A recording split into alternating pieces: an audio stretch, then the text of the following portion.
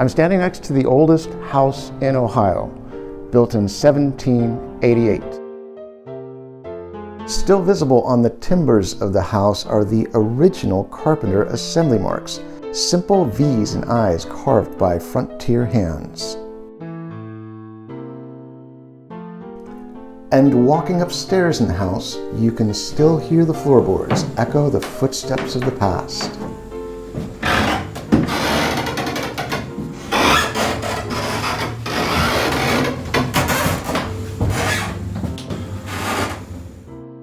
The man that built this house, Rufus Putnam, was an expert when it came to construction. He served as one of George Washington's chief engineers during the American Revolutionary War, and in that position he helped design and build fortifications that played an important role in several key battles, from Providence and Newport to Long Island, and especially at West Point.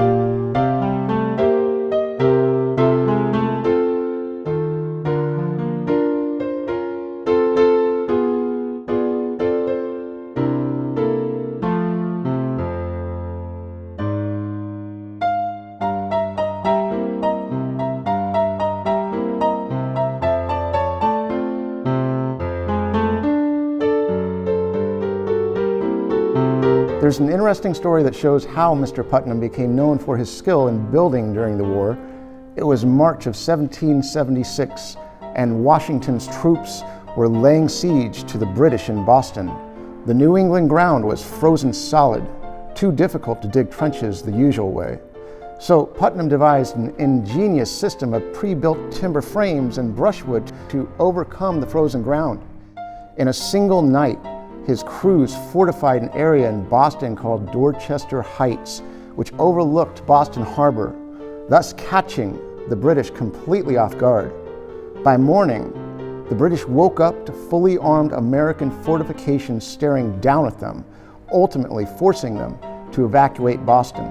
Now, this was a significant turning point during the beginning stages of the war because it was the first major success for the Continental Army under George Washington. So this house was built with the same expert craftsmanship that helped the Americans win the Revolutionary War and ultimately attain independence.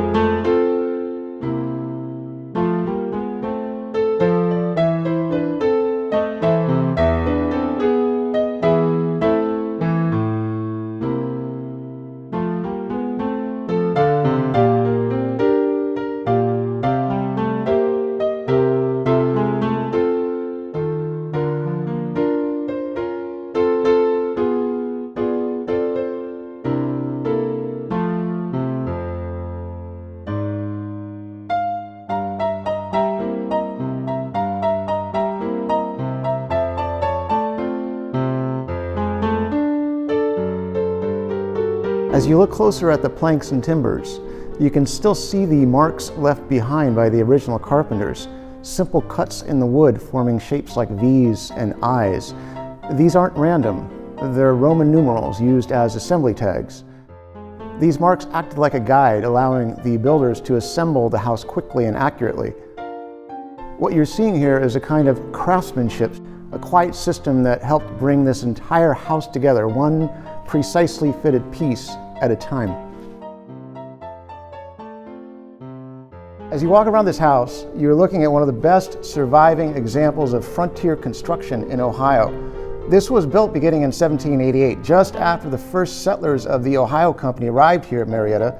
It was originally part of the defensive stockade known as Campus Martius, where the pioneers lived while tensions with native tribes made the frontier a dangerous place to live. What makes this house especially interesting is how it was built. Putnam and his carpenters used a technique known as post and plank construction, sometimes called corner post construction.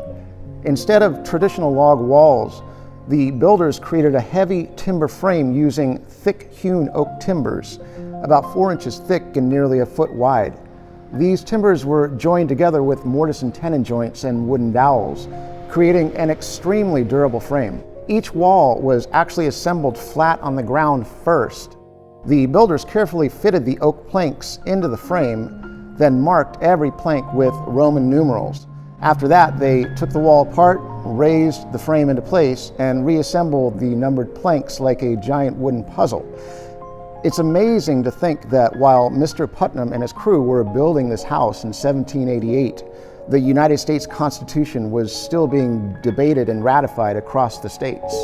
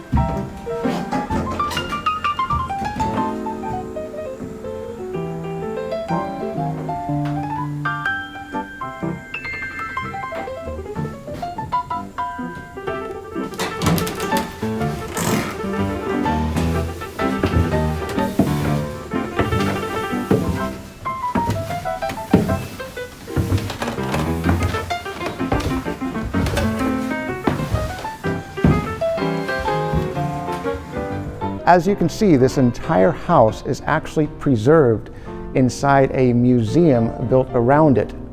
It is called the Campus Martius Museum, and it's located in Marietta, Ohio.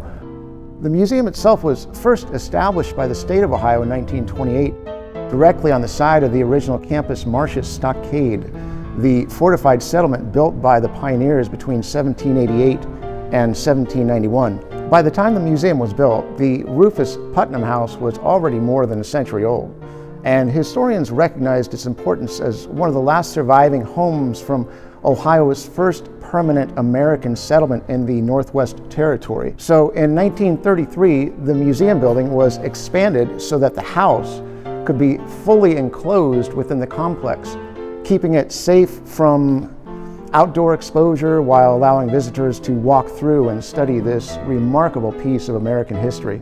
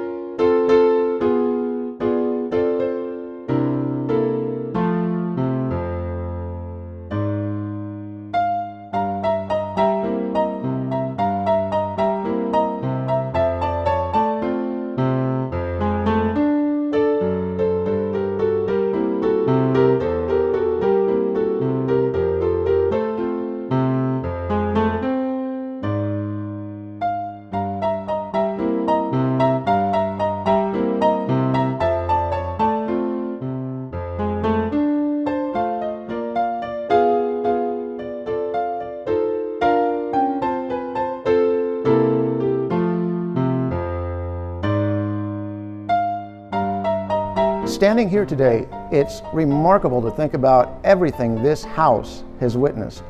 From the closing years of the American Revolution to the founding days of settlement in the Northwest Territory, this modest wooden structure connects us directly to the people who helped shape the beginnings of the United States on the Ohio frontier. I'd like to give a special thank you to the Ohio History Connection and the team here at the Campus Martius Museum for safeguarding and protecting this incredible piece of American history. Thank you.